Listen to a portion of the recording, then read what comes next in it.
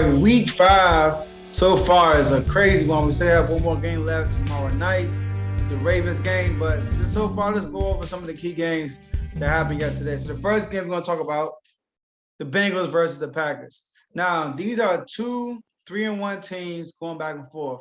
A lot of people are wondering, are the Bengals legit? Now, we know the Packers are legit. The Packers, as long as they have Aaron Rodgers at quarterback, they are a legit contender. But when it comes to the Bengals, people are still they're still uncertain about the Bengals. Now, I believe after this game, even though they lost, the Bengals lost 25-22. You should say to yourself that the Bengals are for real this year. Now, look, I like Jamar Chase. Jamar Chase is playing really good. I know he had a slow preseason, dropping a lot of passes. People were wondering if that's going to carry over to the regular season. And then so far, he's been playing lights out since the season started. He has 6 receptions, 159 yards today. But Devontae Adams did one better than him. Devontae Adams had 11 receptions, 206 yards, and a TD. Aaron Jones had 14 carries, 103 yards, plus he had a 57-yard run. So the Packers, offensive-wise, did better. The Packers should have won this game earlier, but Crosby missed an extra point, and he missed 3 field goals. But thanks to the Bengals kicker, who missed also his last 2 field goals, gave Crosby a last chance to win the game. Guess what? He nailed the field goal in overtime. Packers win the game. All right, but kudos to the Bengals. The Bengals are legit. I feel as though they will compete to make it to the playoffs. I don't think they will make it, but they will be competing to make it to the playoffs. So let's go to the next game. Now, next game, probably the most exciting game of the day. The Cleveland Browns and the Los Angeles Chargers. Now, let's go over this game. So both quarterbacks played great, I believe. Cleveland, team-wise, they had 531 yards. The Chargers had 493 yards. Now, Cleveland lost this game 47-42. I believe they are the first team to have 500 yards total offense with 0 turnovers and lose the game. Like, if I would have told you we're going to have 500 offensive yards, and on top of that, we're going to have 0 turnovers, that's a blowout game right there. But they still lost. And this will lose the game, guys, for them. This will lose the game to them. Now, you get the ball, right? You get the ball. First of all, it's 6 touchdowns in the fourth quarter. Let's put that out there. In the fourth quarter, there were 6 touchdowns, meaning both teams are hot. So, and there was only 1 punt. And guess where that punt came from? You're up by 1 point. It's 3 minutes left in the game. And what do? You run the ball, you get 1 yard. You throw the ball, incomplete. Now it was 3rd and long, 3rd and 9. Time is ticking. You do not want to give the Chargers back the ball. Their offense is rolling just like yours. But guess what the Browns do? They don't run the ball on 3rd and 9, gain 3 yards. Now it's 4th and 6. And now you got to punt the ball back to the Chargers. They come back down and score a touchdown. See, that's why you can't be conservative. The Chargers, it was 4th and 10, I believe, and they still went for it versus kicking the field goal. You had to be aggressive in today's game with these offenses. So that's why Cleveland lost that game, because they supposed to have won that game. So let's go to the next game. Woo, this game right here, man. The sorry Washington football team and the New Orleans Saints. Now, let's talk about this team. We have a bad secondary. This dude, Winston, had 15 completions. And out of 15 completions, he scored 4 touchdowns.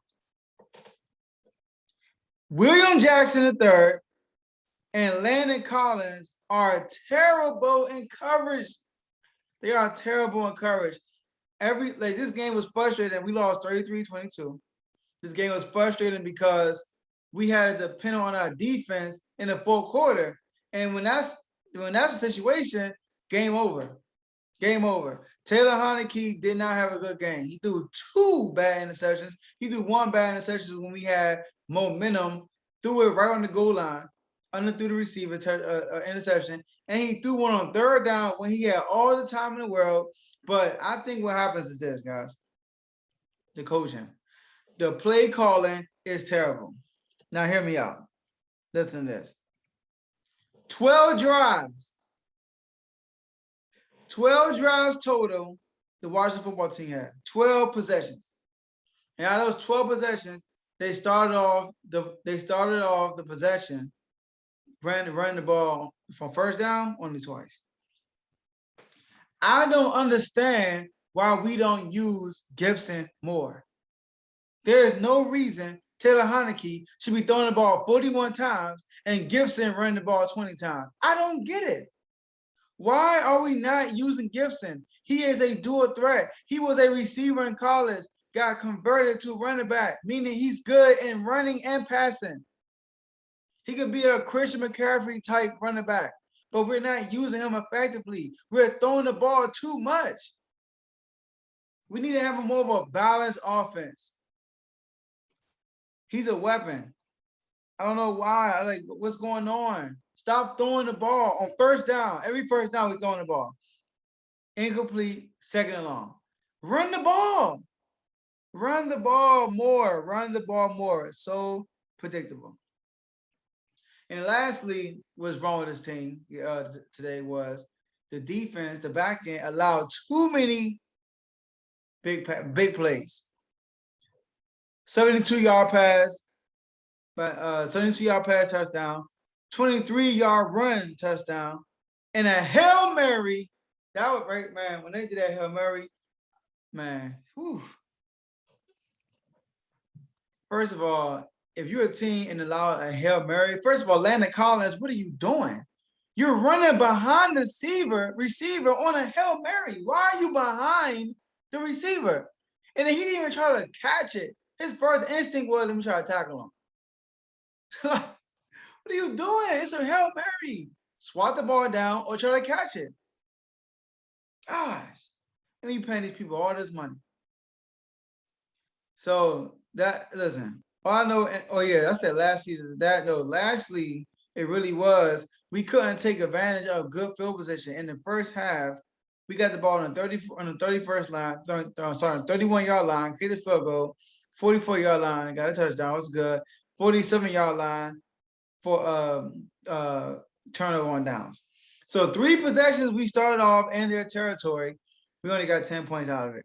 Second half, I feel like every single time we got the ball, they punter kicked it within 5 yards and within our own end zone. So that tells you, I mean, we started off the drive on the 1 yard, on our own 1 yard line, on our own 2 yard line, 3 yard line, bad field position the whole second half because we didn't take advantage of the good field position in the first half. So listen, I'm just glad that Tyler Heinicke had this game, really, because he's going to bounce back from this. He needed a game. Every game he played so far, he played pretty good, except for the Bills game. But that was a blowout. This was a close game to the fourth quarter, and he was kind of the reason on offense that we didn't go over the hump. The time in possession was crazy. It was so lopsided. This game was no reason why this game should have been as close. This should have been a blowout on Washington's end. Washington really outplayed the Saints, but the Saints just finished. I won't even say finished. They took advantage of their big plays. That's it. We couldn't finish. So that's that. Now the Panthers versus the Eagles. All right. I'm telling you, this. Listen, I put the Panthers in my top 5. The game before the Cowboys, but I also said the Cowboys beating the Panthers is an overrated win because it's an undefeated team. They was #1 defense, but it's underrated. I mean, it's overrated because they don't have J.C. Horn, their second best cornerback, and they don't have their best player, Christian McCaffrey. They don't have their best player. So the offense looked totally different without Christian McCaffrey.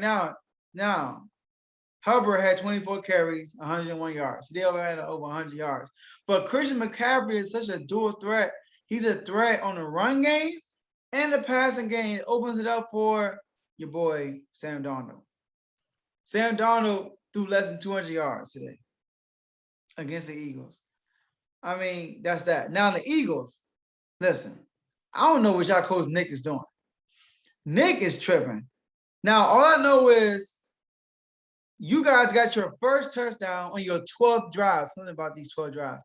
On your 12th drive, you got your first touchdown. And out of those first 12 drives, you only ran the ball 6 times. And one of those 6 times includes a touchdown run that Jalen Hurts did on that 12th drive. You ran the ball, like, why you listen, when you have a quarterback like Jalen Hurts, he's more like a Lamar Jackson type quarterback. You have to run the ball. That has to be a threat for you to run the ball. But this coach, man, this dude, Jalen Hurts, throwing the ball too many times. I think he threw the ball 37 times today. That's too many times. Run the ball more. Become more of a running team. So, I don't get it. I don't get it. All right. So now the Cowboys and the Giants. The Cowboys won this game. Well, sorry, the Eagles won that game 21-18. I didn't mention the score. And the Cowboys won their game against the Giants 44-20. Now, here's the thing. Saquon got hurt. Golladay got hurt. Daniel Jones got hurt. Now, I'm not saying they never got hurt. They would have won. They would have beat the Cowboys. I'm not saying that. I had the Cowboys winning this game, but I had this game much closer. I had the Giants playing very well, and then somehow in the fourth quarter, the Cowboys are going to find a way to win, or the Giants are going to find a way to lose. That's how I saw this game. But instead, Daniel Jones gets knocked out of the game when they down by 7 points. Backup comes in, they run the ball, score a touchdown, they tie the game about 10-10. And from there, it was a totally different game. Mike Glennon is not a true quarterback in this league. He's not going to win you no games. He's not going to win you games, sorry. So once he got checked in the game, I knew it was over. But like I said, I did have the Cowboys winning anyway, but much in a tougher win. All right. So lastly, the Chiefs versus the Bills. Now look at this, y'all. Josh Allen outplayed Patrick Mahomes. Sean McDermott outcoached Andy Reid. But he did. They did a great job using Josh Allen's legs today. It was ridiculous. I figured once they went into halftime and they had that big delay that the Bills, rhythm would get thrown off. But it did for a hot second because they did not score in the third quarter. So did the Kansas City Chiefs. They did not score in the third quarter. But the offense was slacking today.